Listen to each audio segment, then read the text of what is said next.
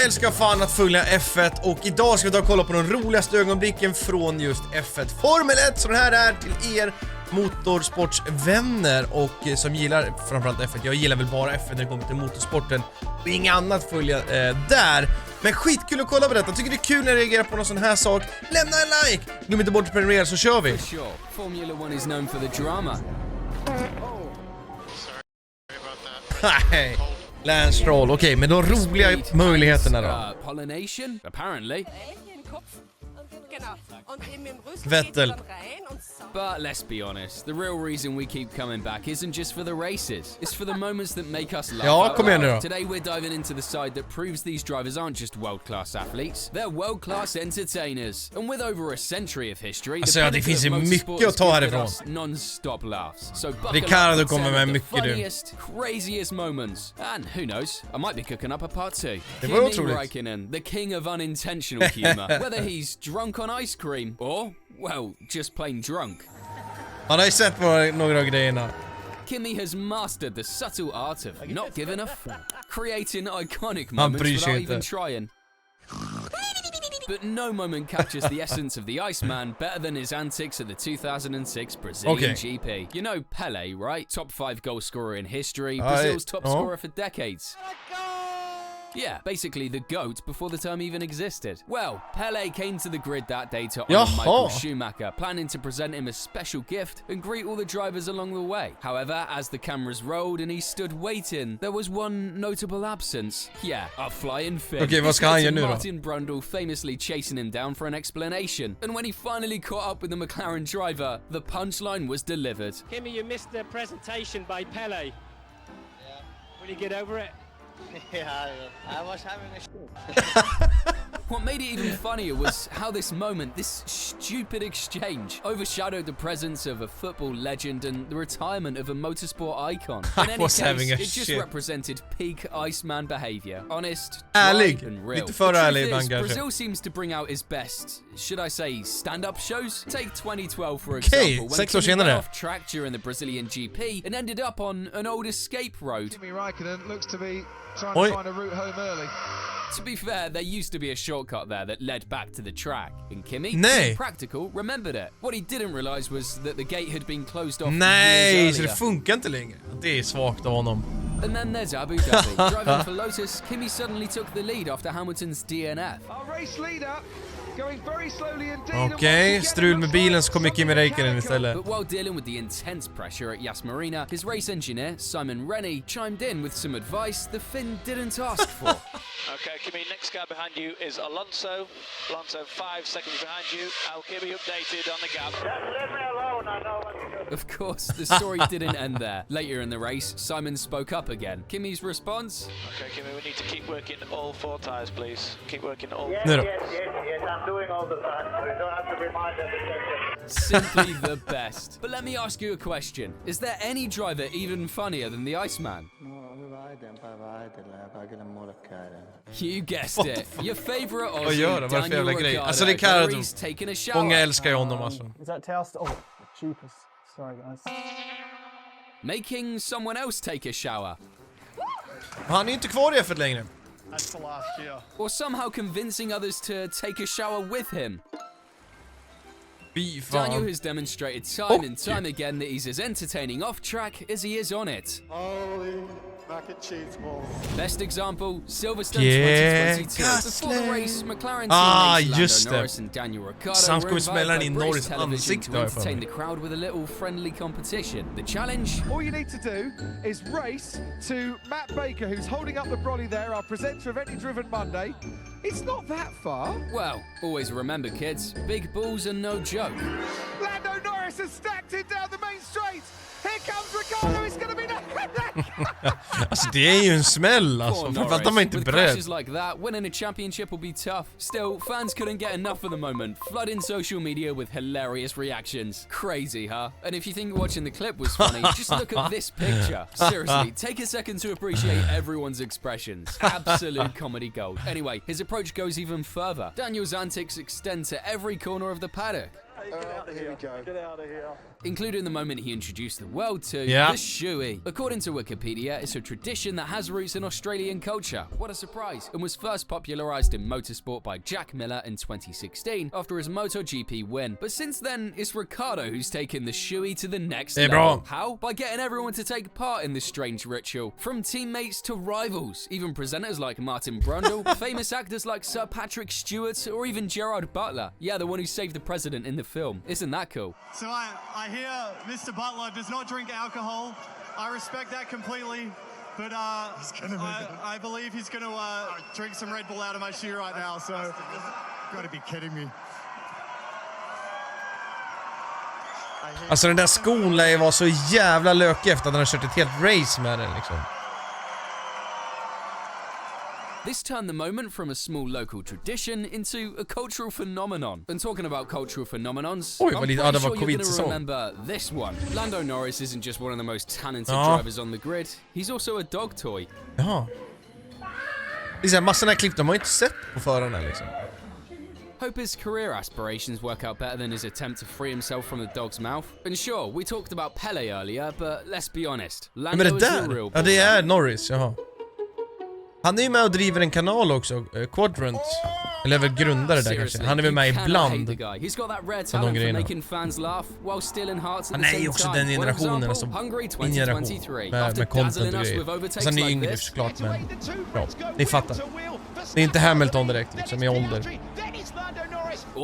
Jag är så otroligt taggad på kommande säsong med Hamilton i Ferrari och sen nu när McLaren ser ganska bra ut i testerna och sånt. Och när den videon kommer ut så är det drygt 1,5 vecka kvar. Det är typ bara en vecka kvar tills Australien som är mitt på natten. Men jag ska sitta och kolla. Det ska jag. Aj! Vad tror han själv? Det är ju för fan hårdare där än uppe i podiet. Ja just det! Han råkat ta sönder pokalen! Nej. Han råkat ta sönder Verstappens pokal från Ungern. Made Verstappen's $40,000 porcelain trophy wobble and fall off the podium, breaking into countless pieces. The look on Lando's face says it all. Part oops and part should I run now? Meanwhile, Max's reaction was calm, almost as if he expected it. In any case, Max eventually got a new trophy. Han har ändå en hel del pokaler också, Verstappen. However, let's not forget Lando's other talents, like his knack for turning team radios into the voice auditions. In 2019, when the FP3 was underway in Austin, Norris unexpectedly started singing. Vad ful bilen var då. Like a roller coaster. And if you thought this was just a one-hit wonder, think again. He brought his musical talents back at Mugello. Vad fint. It's Friday then. It's Saturday, Sunday. What? It's Friday then. Vrålar. Yeah, it's okay. Impressive. So love him or laugh at him. Ja, det är från streamer, exakt. Lando Norris has a charm and chaos combo that's hard to beat, but not all drivers can say the same. Think about Mr. Strulovic, for example. Lance Stroll's career alltså om man har en ick någon gång, då är det fan på Stroll alltså. Det är en vandrande ick. And I know what you're thinking. Unlike Kimi, Daniel or Lando, Mr. Strulovic is funny for entirely different reasons. Yep. Musiken och redigeringen till det här.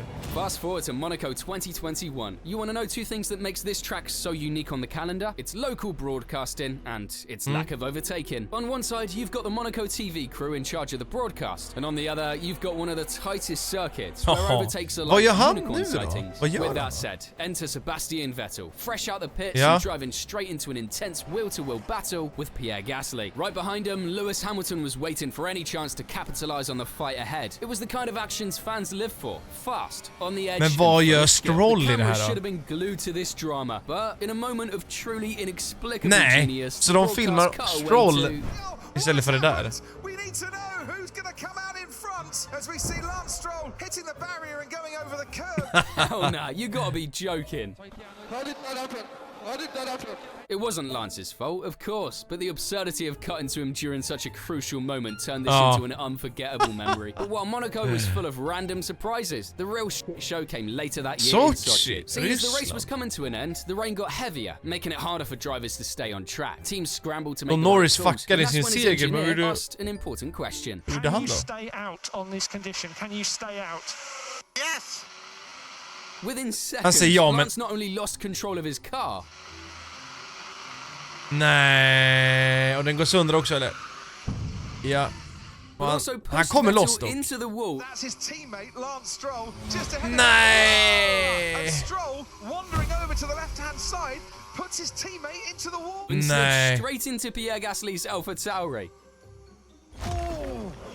And that might have been an earlier moment with Pierre Gasly. Textbook Allt under samma race. The irony is that he'd shown flashes of brilliance before, like his heroic pole position in Turkey 2020. Can he dislodge his teammate Sergio Perez from pole position? Var det Pink Mercedes var det? And he does go pole. This race was a stark reminder that for Mr. Strulovic, things can quickly swing the other way, which brings us to Brazil 2024. Oj, förra året. This time the hilarity started before the race even began. As the cars made their way through the formation lap it into Lagos, everything seemed normal until... Ja, just det! Stroll had already made himself the main character. Alltså det måste ha blivit något fel, eller hur det här händer liksom. Det är ju bara uppvärmningsvarvet. Formation lap. Plenty of time to recover and turn things around. Do you think he did that? Think again. You can reverse. You're going to have to come into the pit lane. Nej, och så just han blir strandsatt för han åker rakt på sanden. Ja, då var det racet över då. For a fact, this is one of the dumbest things I've ever seen, not only in motorsport, but in my life. Ja, det är helt like, sjukt. Spinning out in wet conditions, okay, it happens. But getting beached while trying to rejoin the track afterwards, that's beyond human comprehension. Somehow, through it all, Lance continues to be one of the most resilient drivers on the grid. Of course, thanks to Daddy's cash. But you know who's also resilient? Like, actually in a good way. Lewis Hamilton may be a 7-time world champion and a motorsport icon, but even he's had moments that feel like they're straight out of a sitcom. Consider what happened during the 2014 Australian Grand Prix. As Hamilton made his way to the paddock, you'd assume everyone would recognize him. Well, apparently, one guard completely missed the memo. What happened next? Watch to believe it.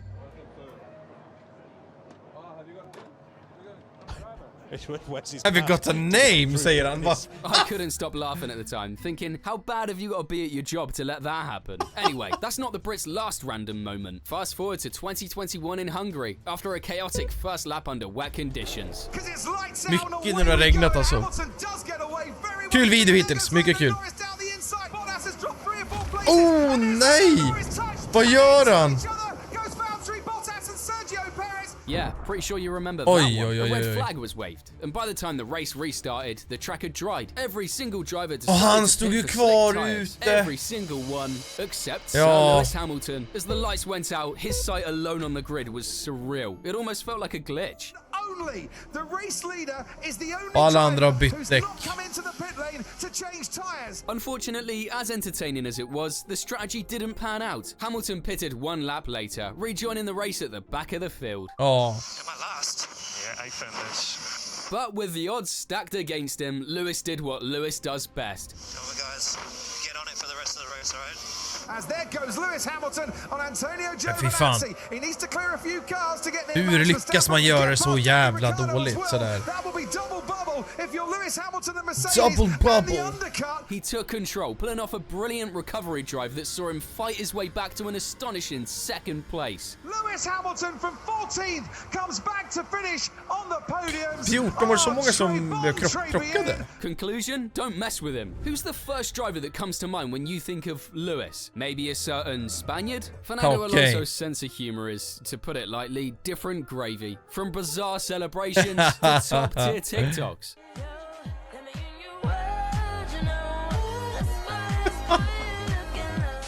Well, now his iconic advice to leave a space. Oj, oj, oj. Okay, he pushed me off the track. I think you have to leave a space. All the time you have to leave a space. He is definitely delivered some of the best moments. Men det var ju Alonso. If you thought those were funny, just wait until we go back to the 2009 Hungarian Också GP. Ungern, vad händer? The quali, to be more exact. As you probably know, in F1, precision is everything. Nej, det var Singapore när de krockade med flit. The timing screen suddenly went blank. And not just a little glitch. Blank like your school maths tests. With no way to see their lap times, drivers were completely clueless about their results. Confusion took over, and then questions started flying.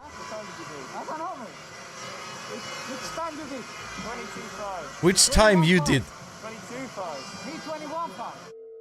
But I don't know in which Finally, after Alonso was told he got pole, he just shrugged and smiled like, okay, I'll take it. Pole position per Fernando Alonso, 18ª pole position della carriera. Pole.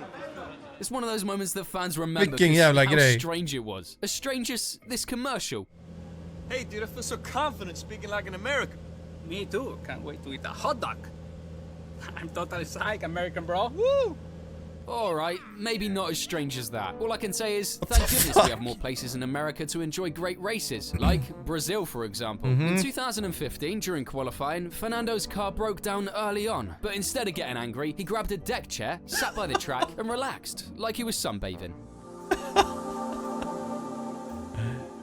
Det är kul. Perfectly captured Alonso's ability to find humor even in tough situations. Even McLaren CEO Ron Dennis said, "Subscribe to make me happy." Ha, just kidding. Nevertheless, the goal was to never repeat that moment again. I mean, the team hoped that the moment would never happen again, but the next year during FP2, his car gave up again. Igen. Most drivers would have just gone back to the garage, annoyed, but not this guy. Is that one of the cameramen? He's got one of the camera guys down there. The result? Well, let's just say it wasn't exactly Hollywood quality. He's rubbish. Nej, han sitter i hans. Yeah, better stick to driving, my man. But hey, if you can't find Checo, I sure can. At the end of the day, he's the ultimate prankster. Inte heller kvar i år. Alltså, Las Vegas.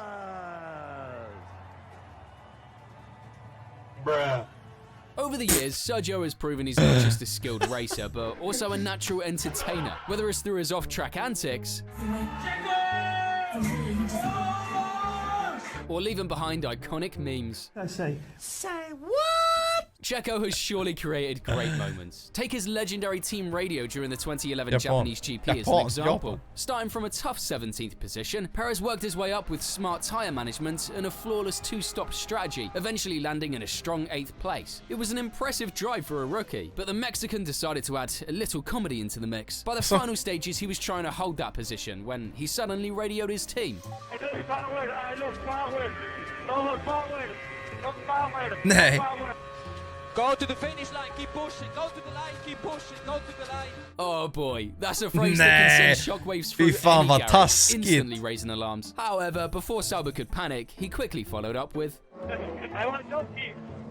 The radio burst into laughter, with his engineer replying, Actually, I made a mistake on Movies 4. Why? So I got you as well, Checo, okay?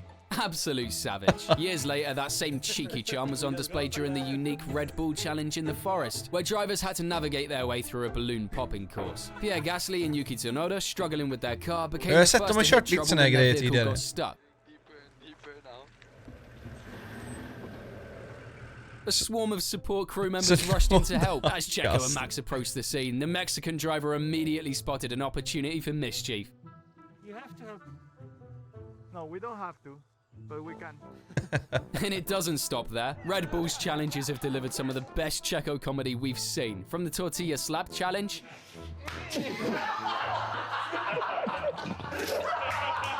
to the popping balloons challenge. And what who the can fuck the var det duck där? one? By the way, speaking of animals, have you noticed how many have made a surprise appearance over the years? Throughout history, we've seen plenty of animals unexpectedly crash the party. Dogs sprinting onto the track as if they're chasing an invisible stick.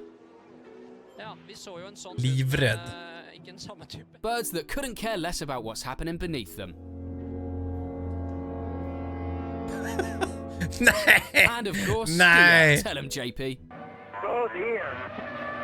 Mate, you name it, we've seen it. But no animal, and I mean no animal, has ever come close to the cultural impact of the donkey. See, the 2004 season wasn't kind to Jaguar. The team was struggling to stay competitive, with many even believing that there was a curse after Christian Kilian's crash in Monaco that year.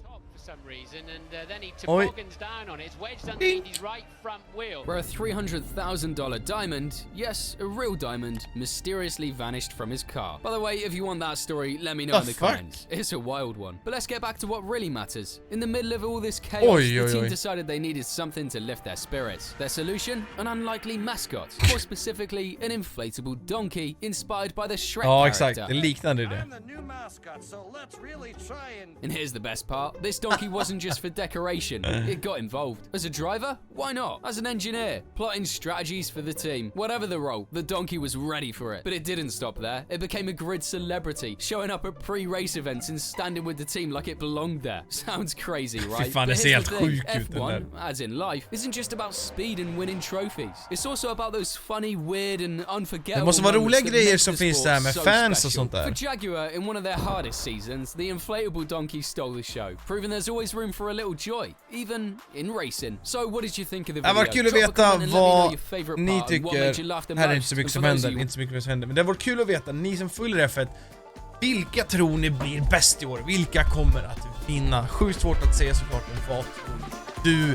Och är det uppskattat kommer vi reagera på mer F1 och så länge det inte finns något copyright så vi vet hur det funkar. Tack för att du kollade på videon, vi syns imorgon igen för då kommer det till en ny